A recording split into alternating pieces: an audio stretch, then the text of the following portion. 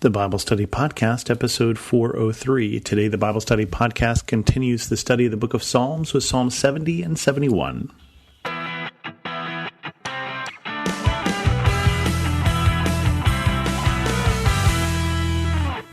Welcome to the Bible Study Podcast. I'm your host, Chris Christensen.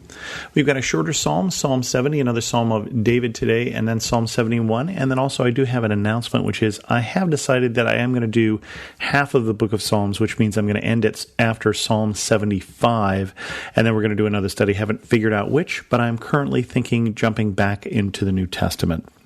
I just need a New Testament fix. Here is Psalm 70. Hasten, O God, to save me. Come quickly, Lord, to help me. May those who want to take my life be put to shame and confusion. May all who desire my ruin be turned back in disgrace. May those who say to me, Aha, aha, turn back from their shame. But may all who seek you rejoice and be glad in you. May those who long for your saving help always say, The Lord is great. But as for me, I am poor and needy. Come quickly to me, O God. You are my help and my deliverer. Lord, do not delay. Both of these two psalms, Psalm 70 and Psalm 71, are petitions. And this one is similar to some of the other ones that we have done. One of the reasons that we're going to cover two psalms, because we've got this relatively familiar theme at this point. And probably also one of the reasons why I'm going to take a little break here from Psalms. David again finds himself in need of help and is calling out to God. David takes a lot of inspiration for Psalms from being in this sort of situation where someone is trying to take his life. And that just reminded me, it's interesting how it can be these difficult times where we do some of the most important growth. That doesn't mean a desire for any of you, nor for me, for that matter, to go through difficult times. And yet we have to admit that sometimes it is those very times that really test our faith and can cause our faith to grow. Now, I've been talking for the last couple weeks, I brought up a few times a cousin of mine who, father's cousin actually, who was deathly sick. In fact, they were already planning his funeral, and I had mentioned that he wasn't dead. Well, they actually just took him off of hospice, meaning that they now think he is a survivor and not someone who is just about to die, as they said at least 3 times, that, now at this point, we expect him to be dead tomorrow. And I think about how that experience, they're coming out of this, and it was a terrible experience, obviously, but they reached out to family, they reached out to friends, they reached out to friends from their church, and they called desperately for prayer. And as they now are facing this new diagnosis, this diagnosis that he will get better, they are facing it with this renewed hope and this renewed understanding that God can heal and that prayers can be answered. And so often we find these difficult times can be times of growth. And so I wonder if that is why David writes so many of these psalms, why so many times when he finds himself in these situations, he is inspired to put it to song. He's inspired to put it to music. He's inspired to write a song that we now remember as a psalm. And he is praying that all of those who try to take his life be put to shame. Basically, he's saying, may all of those people also find out that you answer prayer. May all of those people who desire my ruin be disgraced. Basically, see that my prayers to you, God, will be answered, and they will be frustrated. And then conversely, may all of those who seek you rejoice and be glad in you, as we are rejoicing with this cousin who has now been healed or is now being healed. May those who long for your saving help always say, the Lord is great.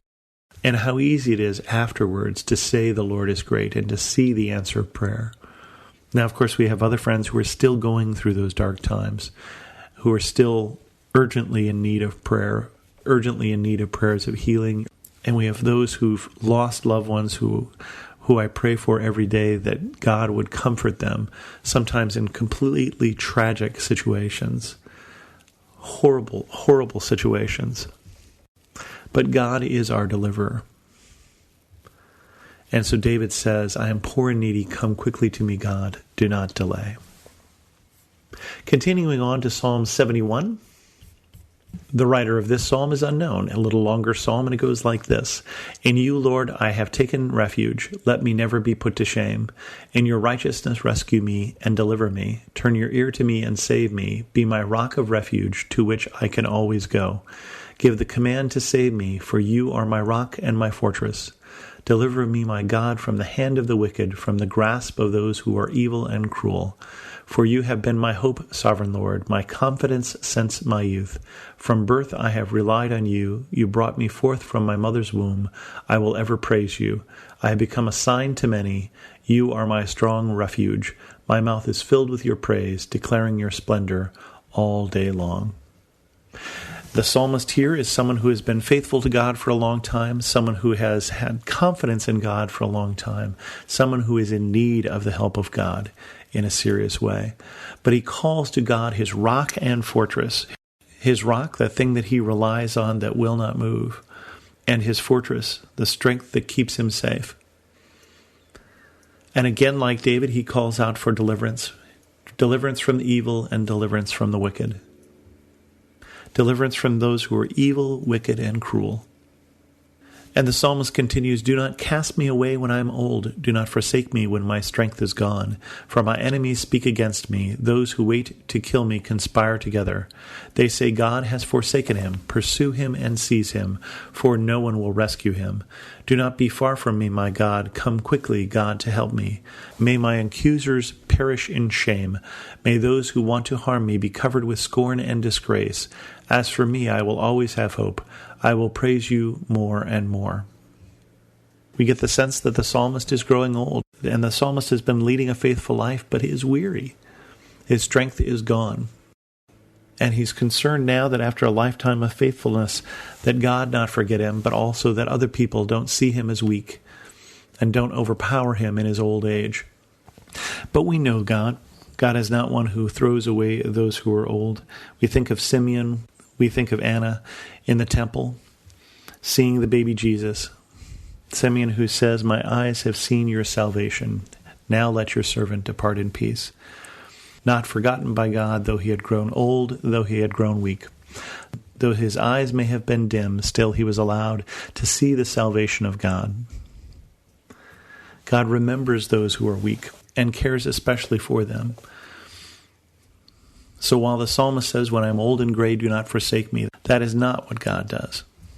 But it's also not what the people of God should do. And that's something that we should remember. Your righteousness, God, reaches to the heavens. You who have done great things, who is like you, God? Though you have made me see troubles, many and bitter, you will restore my life again from the depths of the earth. You will again bring me up. You will increase my honor and comfort me once more. I will praise you with the harp for your faithfulness, my God. I will sing praise to you with the lyre, Holy One of Israel. My lips will shout for joy when I sing praise to you, I whom you have delivered. My tongue will tell of your righteous acts all day long, for those who wanted to harm me have been put to shame and confusion. It's interesting how the psalmist again starts with a prayer for deliverance and ends with confidence of deliverance. Those who want to harm me have been put to shame. Again, that pattern in Psalms, how we start with asking and we end with praise. Praise of a God whose righteousness reaches to the heavens. The psalmist, though he's seen difficult times, though he has seen bitter times, many bitter times, has confidence that God will restore him again. We end with singing, we end with playing the harp, and we end with praise. I pray that whatever you're going through this week, you will find a song of praise on your lips as well. For we know that God is faithful, and we know that God answers prayers. With that, we're going to end this episode of the Bible Study Podcast. If you have any questions, send an email to host@thebiblestudypodcast.com, or better yet, leave a comment on this episode at thebiblestudypodcast.com. You can also follow me on Twitter, Instagram, or Pinterest, all as Chris2X. And as always, thanks so much for listening.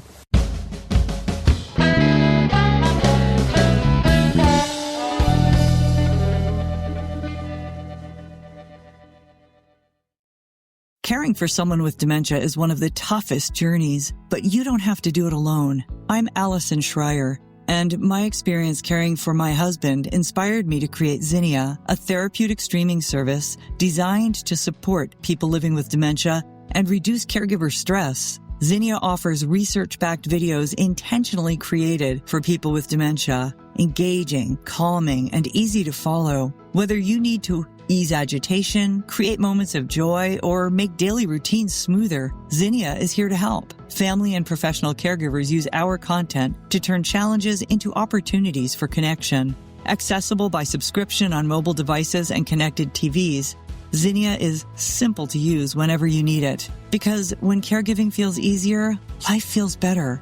Go to zinniatv.com and sign up for a free trial today. Use the code RESOURCE for 15% off an annual Zinnia subscription.